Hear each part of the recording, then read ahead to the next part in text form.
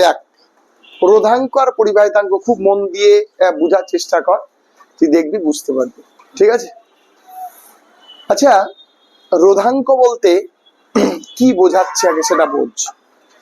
বলছে কোন একটা পরিবাহী বা কোন একটা তার, কি বল, কোন একটি পরিবাহী বা কোন একটা তার, ধর আমি একটা তার আঁকাচ্ছি,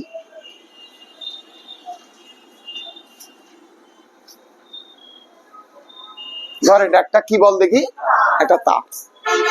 আচ্ছা তুই বল, আমরা যদি বলি এর রোধ, কোন পরিবাহীর রোধ কোন কোন বিষয়ের উপর নির্ভর করবে, যদি বলি, তাহলে প্রথমে মনে রাখবি যে পরিবাহীর রোধ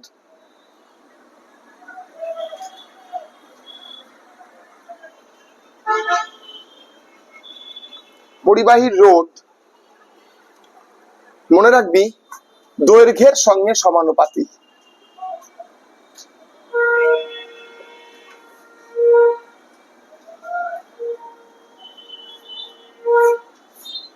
সমানুপাতিক, ঠিক আছে? কি বল, তাই না? আর সমানুপাতিক কত বলা যেতে পারে? এল, তাই তো? আরে এল মানে কি রে? দৈর্ঘ্য তো। এবং মনে রাখবি তার মানে দৈর্ঘ্য যত বাড়ে রোধ তত বাড়ে, দৈর্ঘ্য যত কমে রোধ তত কমবে। গুড। এবার বলছে পরিবাহী রোধ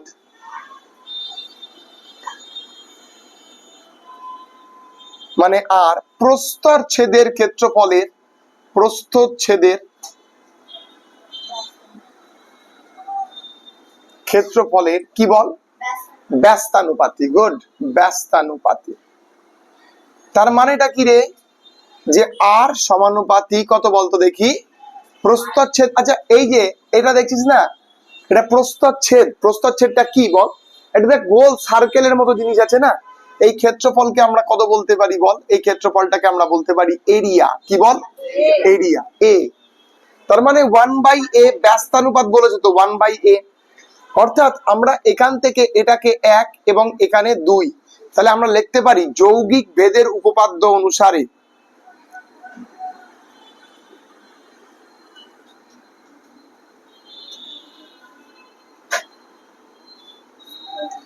কি বলতে পারি? যৌগিক ভেদের উপপাদ্য অনুসারে। কিছু বলছিস? তাহলে আর সমানুপাতিক কত বলতে পারি বলতে কি, L/A, তাই তো? তাহলে এখান থেকে সমানুপাত চিহ্ন উঠাতে গেলে একটা কি আসে? ধ্রুবক আসে। তার মানে আর ইকুয়ালস টু, এইখানে ধ্রুবকটা একটা স্পেশাল ধ্রুবক দেব। কি বলো? একটা স্পেশাল ধ্রুবক দেব, তার নাম আমরা দিলাম কত বলো দেখি, রো। কি বলো? রো। তাহলে L/A। এই যে রো যেটা পেলে, এই রোটাকে বলছে রেজিস্টিভিটি।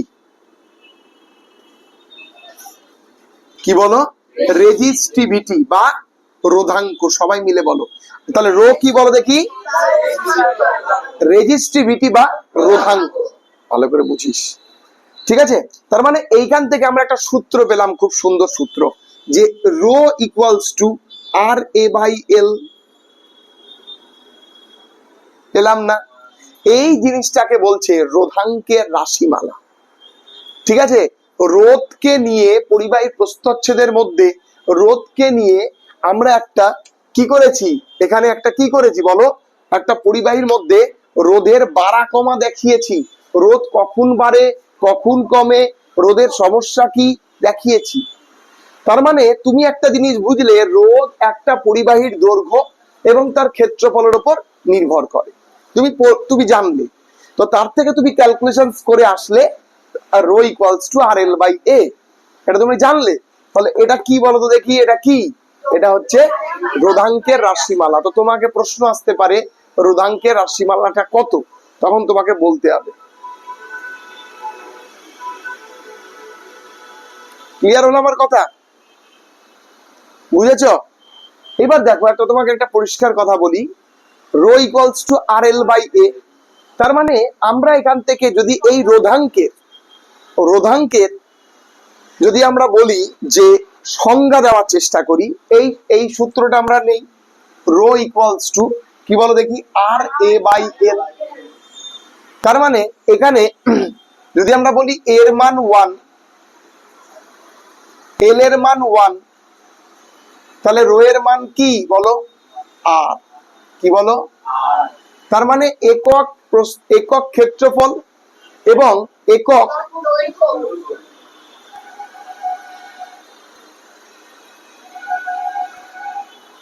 দেখো, একক ক্ষেত্রফল এবং একক দৈর্ঘ্যের কোন রাশির মধ্যে যদি আমরা দেখি একক কোন পরিবাহীর একক ক্ষেত্রফল এবং একক দৈর্ঘ্যের রোধকেই বলে রোধাঙ্ক। কি বুঝলে? কারণ রোধকেই বলে রোধাঙ্ক। বুঝেছো কিনা বলো? হ্যাঁ, কোন পরিবাহীর একক ক্ষেত্রফল বা একক ক্ষেত্রফল বিশিষ্ট কোন প্রস্থচ্ছেদের ক্ষেত্রফল বিশিষ্ট পরিবাহীর দৈর্ঘ্য একক দৈর্ঘ্যের, বা এরকম করে লেখা যেতে পারে একক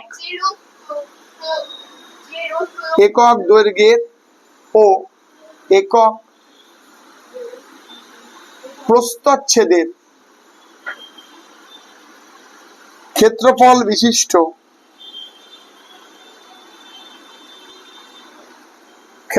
বিশিষ্ট পরিবাহীর রোধকে কি বলে? পরিবাহীর রোধকে বলে রোধাঙ্ক। পেলে না? এবার যদি বলি রোধাঙ্কের রাশিমালা, তাহলে তুমি এটা বলবে, এটা পরীক্ষার খাতায় দিতে পারে, this is the mathematical equations of resistivity. এইবার তোমাকে আরেকটা দিতে পারে রোধাঙ্কের একক, তাহলে কি বলো? রোধাঙ্কের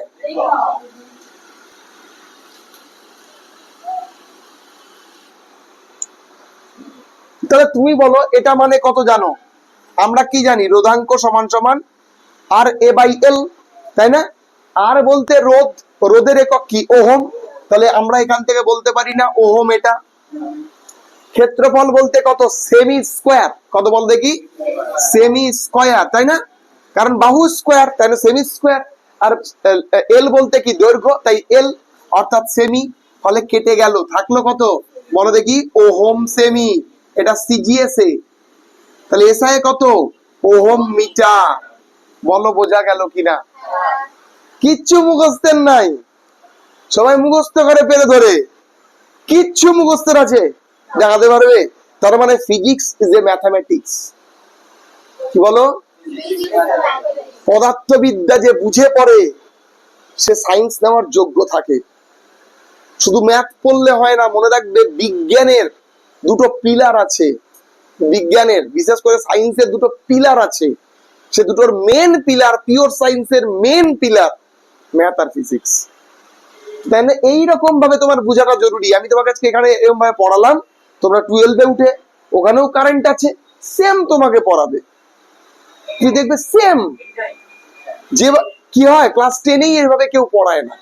ক্লাস 10-এ সবাই মুখস্থ করিয়ে দেয়।